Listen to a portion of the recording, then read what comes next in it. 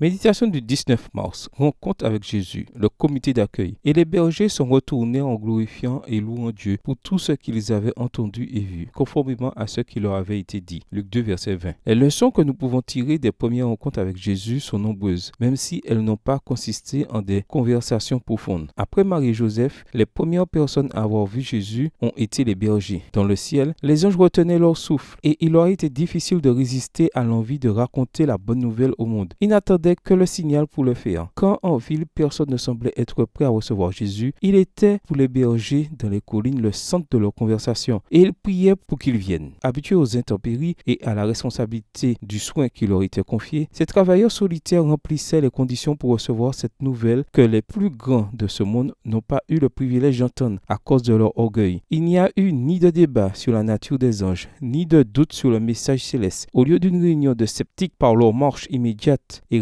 rapide vers l'étable, ils nous ont appris qu'ils savaient qui leur avait parlé et qu'ils croyaient ce qui leur avait été dit. C'est à eux qu'a été réservé le privilège de ce tableau magnifique dans le ciel et de constituer ce comité d'accueil nocturne sur la terre. La distance qui sépare le ciel de la terre n'est pas plus grande aujourd'hui qu'au moment où les bergers entendirent le chant des anges. Tout autant qu'autrefois, quand des hommes d'humble origine et de conditions modestes rencontraient des anges à midi et s'entretenaient avec des messagers célestes dans les vignes et les champs, l'humanité reste l'objet de la sollicitude céleste. Extrait du livre Jésus-Christ, chapitre 4, page 32, livre écrit par Ellen G. White. Les bergers n'ont pas parlé directement avec Jésus. Ils l'ont peut-être vu dormir paisiblement, mais ce qui est certain est que cette première rencontre avec lui les a marqués à jamais et a été telle que, le cœur libre de tout doute, ils aillent raconter ce qu'ils avaient vu. Ils louaient le Dieu même qu'ils avaient prié jusqu'à il y avait encore quelques heures et qu'ils avaient maintenant vu sous la forme d'un bébé. Tu as aujourd'hui le privilège de parler avec le Dieu de cette histoire, d'être le plus conscient de la compagnie des êtres célestes qui nous entourent et de suivre ses instructions, comme l'ont fait cette nuit-là les bergers en tant qu'ambassadeurs de la bonne nouvelle. Bonne journée à toi et que le Seigneur te bénisse.